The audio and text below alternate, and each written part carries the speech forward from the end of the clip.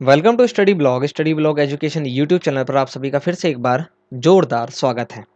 जैसा कि आप सभी को पता है कि हम सीटेट 2021 के लिए तैयारी कर रहे हैं, जिनका भी पेपर 2 जो है या टीचिंग सब्जेक्ट जो है वो सोशल साइंस एसएसटी है, उनके लिए ये वीडियो जो है वो बनाई जा रही है और वो जो है बेसिकली आपकी काफ़ी ज़्यादा ही हेल्पफुल होने वाली है और हो भी जाएगी अगर आप वीडियो को ध्यान से देख रहे हैं तो।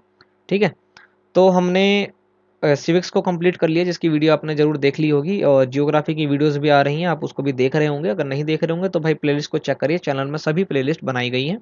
ईज़िली देखिए, वहाँ पर जाकर के आपको सभी चीज़ मिल जाएगी और बिल्कुल देखना मत भूलिएगा, प्लेलिस्ट को ज़रूर चेक करिएगा और लाइक शेयर आप कर दीजिएगा भाई, वीडियो को करते नहीं हैं, सब्सक्राइब करिएगा। 60% ऐसे स्टूडेंट हैं जो पढ़ते हैं बट सब्सक्राइब नहीं करते हैं, तो प्लीज़ रिक्वेस्ट है आपसे कि सब्सक्राइब करिए। ठीक है, सब्सक्राइब करके बेल आइकन को ऑन कर लीजिए भाई, ज़रूर करिए उसको। आज जो वीडियो है हमारी, वीडियो नंबर 17, क्लास 17, जिसके अंदर हम हिस्ट्री को ही कंटिन्यू कर रहे हैं हमारे सीटेट के लिए, और ये पूरे के पूरे जो नोट्स आपको दिख रहे हैं, आप इसको नोट्स वगैरह जो भी कह लीजिए, ये प्रॉपर एनसीईआरटी ही बेस्ड है। और अभी ये हमारा जो है क्लास 7 चल रहा है। ये जो भी वीडियोज़ हैं ये अभी की क्लास 7 की हैं, क्लास 6 की हमने कंप्लीट कर ली है। ठीक है, तो आज का जो चैप्टर है उसका नाम है जनजातियां, खानाबदोश और एक जगह बसे हुए समुदाय, tribes, nomadic and settle communities की बात होगी इसके अंदर। और ये सभी पॉइंट वाइज बनाए गए हैं, ये सभी के सभी, यानी एज अ नोट्स की तरह आप समझ लीजिए, जो भी समझना है आपको। और आपको ध्यान ये देना है कि प्रत्येक पॉइंट्स को आपको ध्यान में रखना है। और क्या करना है ना, सुनना है, समझना है, पढ़ना है। वीडियो में एक बार समझ में नहीं आया दोबारा देखिए, वीडियोस तो अवेलेबल ही है ना, आप उसको देखिए, देखने में जा क्या रहा है, उसको इजीली देखिए, कोई प्रॉब्लम नहीं है कि नहीं। ठीक है, तो चलिए हम शुरू करते हैं। तो पहला पॉइंट आपको यहाँ पर दिख रहा है, उपमहाद्वीप के कई समाज ब्राह्मणों द्वारा सुझाए गए सामाजिक नियमों और कर्मकांड को नहीं मानते थे। ठीक है, जैसे ब्राह्मण ने बनाया था ना कि भाई ब्राह्मण, क्षत्रिय, वैश्य, शूद्र और किनके क्या काम होंगे।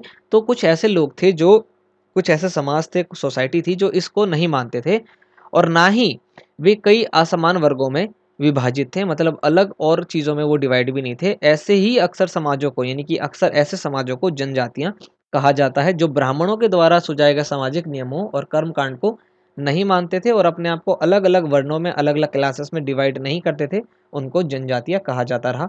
यही बात हुई है इसके अंदर। कुछ जनजातियां खानाबदोश थी, खानाबदोश का मतलब होता है जिन्हें केवल खाने से मतलब है और कुछ नहीं। ठीक है, और इसके लिए वह एक जगह से दूसरी जगह जो है घूमती रहती थी, केवल खाने से मतलब है। प्रथम मानव, आदि मानव जो थे वो भी खानाबदोशी थे एकदम, उनको किसी और चीज़ से कोई मतलब नहीं। ओके, जनजातीय समुदाय संयुक्त रूप से भूमि और चारागाहों पर नियंत्रण रखते थे, यानी कि जो जनजातीय समुदाय थे, जो ये ट्राइब्स थे, ये बेसिकली क्या करते थे ना, एक साथ मिलकर के संयुक्त रूप से भूमि यानी कि जमीन पर जो है अपना नियंत्रण रखते थे, कंट्रोल रखते थे, और चारागाहों पर, जहाँ पर भाई खाने के लिए कुछ मिल जाए, ऐसी जगहों पर जो है वो लोग अपना कंट्रोल रखते थे, बाकी चीज़ों से उनको कोई मतलब नहीं था। अगला पॉइंट है, इसमें से आपको मिलेगा सवाल, और सवाल क्या होगा वो देखिए आप फटाफट से। सवाल आपके लिए जो है यहाँ पर ये होगा कि जनजातीय लोग जो थे वो अपने लिखित दस्तावेज नहीं रखते थे, मतलब उनके बारे में कुछ भी लिखित जो है हमारे को नहीं मिला, लेकिन वो समृद्ध रीति रिवाजों और वाचिक या मौखिक परंपराओं को संरक्षित रखते थे।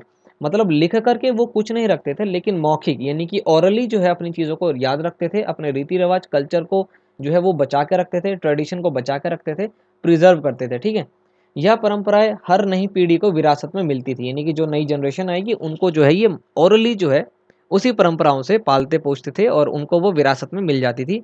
आज के इतिहासकार जनजातियों का इतिहास लिखने के लिए इन वाचिक परंपराओं का इस्तेमाल करने लगे हैं। Most most most most important चीज़ है यहाँ पर आपको देखने को जो मिला है कि इतिहासकार जो होते हैं वो जनजातियों के बारे में, ट्राइबल्स के बारे में कैसे लिखते हैं, तो वो लिखते हैं वाचिक परंपराओं के द्वारा, यानी कि क्योंकि भाई उनके बारे में लिखा कुछ भी नहीं है, केवल ओरली जो है चीज़ें बताई जाती हैं, तो उन्हीं का ये इस्तेमाल करते हैं और उनके बारे में इतिहास को लिखते हैं। मोस्ट इंपॉर्टेंट चीज़ है, आप ध्यान रखिएगा इसको। नेक्स्ट पॉइंट है, उत्तर पश्चिम में एक और विशाल और शक्तिशाली जनजाति थे जिनका नाम था बलोच। यह लोग अलग अलग मुखिया वाले छोटे छोटे कुलों में बटे हुए थे। अगला पॉइंट है, पश्चिम हिमालय में गड्डी गडरियों की जनजाति रहती थी। उपमहाद्वीप में सुदूर उत्तर पूर्व भाग में नागा, अहोम और कई दूसरी जनजातियों का पूरी तरह से प्रभुत्व था, यानी कि पूरी तरह से जो है डोमिनेट वो करते थे उसको। ठीक है, बंजारा लोग सबसे महत्वपूर्ण व्यापारी थे, व्यापारी खानोबदोश थे, मतलब व्यापारी भी थे और खानोबदोश भी थे वो। ठीक है, ठीक है? उनका कारवां जो है टांडा कहलाता था। मतलब जब ये इकट्ठे निकलते थे जहाँ पर, तो उन कारवें को क्या बोलते थे? टांडा। सुल्तान अलाउद्दीन खिलजी बंजारों का इस्तेमाल करते थे नगर में बाजारों तक अनाज की ढुलाई करने के लिए। मोस्ट इंपॉर्टेंट चीज़ है, प्रीवियस ईयर क्वेश्चन उठाइए, वहाँ पर आपको ये क्वेश्चन देखने को मिलेगा कि सुल्तान अलाउद्दीन खिलजी जो थे वो किनका इस्तेमाल करते थे अनाज की ढुलाई के लिए? तो वो बंजारों का इस्तेमाल करते थे अनाज की ढुलाई के लिए। ये एकदम मैं कह रहा हूँ आपको, ये क्वेश्चन है, आप जाकर के चेक करिए, मिलेगा आपको। तो ये प्रत्येक पॉइंट, प्रत्येक वीडियोज़ आपकी हेल्प करेगी अगर आप सही से पढ़ रहे हैं तो। इनमें से कुछ को हम जान लेते हैं, यानी कुछ जो जनजाति है, जैसे कि पहली थी गोंड। तो गोंड लोग गोंडवाना नामक वन प्रदेश में रहते थे या स्थानांतरित कृषि करते थे, यानी एक जगह से दूसरी जगह जो है मूव करके ये कृषि करते थे, यानी शिफ्टेड एग्रीकल्चर को ये करते थे। ये कहाँ रहते थे? गोंडवाना। तो नाम से इजीली आप याद कर लेंगे, गोंड के लोग गोंडवाना में रहते थे। ठीक है? अगला पॉइंट है, इन राज्यों में प्रशासनिक व्यवस्था केंद्रीकृत हो रही थी, राज्य गढ़ों में विभाजित थे। हर गढ़ किसी खास गोंड कुल के नियंत्रण में था। यह पुनः 84 गांव की इकाइयों में विभाजित होते थे। मतलब 84 गांव की इकाइयों में, यूनिट में जो है ये डिवाइड हो गए थे, इसलिए इनको 84 कहा जाता था। 84 का विभाजन बरहोतों में होता था, यानी कि 12-12 करके जो है 84 का विभाजन करते थे, यानी कि 84 गांव है तो 12-12 करके ये डिवाइड होते थे। तो जो 84 में डिवाइड हो गए 84, और 12-12 यानी कि बरहोतों में डिवाइड होकर के ये 12-12 गांव मिलकर के जो है एक 84 का मतलब टोटली मिलकर के 12-12 गांव एक 84 का निर्माण करते थे, इस प्रकार से ये। ठीक है? अगला पॉइंट है, गढ़कंटका एक समृद्ध राज्य था। इसने हाथियों को पकड़ने और दूसरे राज्य में उनका निर्यात करने के व्यापार में खासा धन कमाया था। ठीक है? गढ़कंटका जो था वो एक बहुत ही समृद्ध राज्य था, डेवलप जो है स्टेट था। क्या मेन व्यापार क्या था इनका? मेन जो है अर्निंग का जो सोर्स था वो क्या था? तो ये हाथी को पकड़ के दूसरे राज्यों में एक्सपोर्ट करते थे और पैसा कमाते थे। ठीक है? ये तो होगी गोंड की बात। अब बात करेंगे हम अहोम की। अब अगला पॉइंट, यानी कि अहोम की बात हो रही है, तो अहम मौजूदा म्यांमार से आकर के, अहम कहाँ से आए थे? अहोम जो है वो कहाँ से आए थे? तो आज का जो म्यांमार है, जिसका पुराना नाम बर्मा था, वहाँ से आए थे 13वीं सदी में, ब्रह्मपुत्र घाटी में आ बसे। यानी वहाँ से आकर के ब्रह्मपुत्र नदी की घाटी में आकर के बस गए। उन्होंने भूइयाँ यानी भूस्वामी लोगों की पुरानी राजनीतिक व्यवस्था का दमन करके एक नए राज्य की स्थापना की थी। अहोम राज्य बेगार पर निर्भर था। किस पर निर्भर था ये भाई? किस पर डिपेंड था ये? बेगार पर। राज्य के लिए जिन लोगों के मतलब राज्य के लिए जिन लोगों से जबरन काम लिया जाता था, उन्हें वे पाइक कहते थे। यानी वे लोग क्या कहलाते थे? पाइक। यानी राज्य को डेवलप करने के लिए जिस भी लोगों को पकड़ के जबरदस्ती उनसे काम करवाते थे, और उनको ये क्या कहते थे? पाइक। अहोम राज्य कुलों में विभाजित था। इन्हें खेल कहा जाता था, यानी कि जो खेल था बेसिकली वो अहोम राज्य के जो कुल जो डिवाइड हुआ पड़े थे क्लैंस के अंदर, उनको खेल कहा जाता था। वहाँ दस्तकारों की बहुत कम जातियाँ थी। ये रहा अहोम के बारे में आपकी कुछ बातें आपके लिए। ठीक है? तो इतनी सी वीडियो थी भाई, एकदम छोटे छोटे कुछ ही पॉइंट है इनके अंदर, कुछ ही पॉइंट है लेकिन सभी पॉइंट इंपॉर्टेंट है। ठीक है? तो ये वाला चैप्टर भी यहाँ पर क्या हो गया? कंप्लीट हो गया। बहुत ही छोटी वीडियो बन रही है, कोई प्रॉब्लम नहीं है।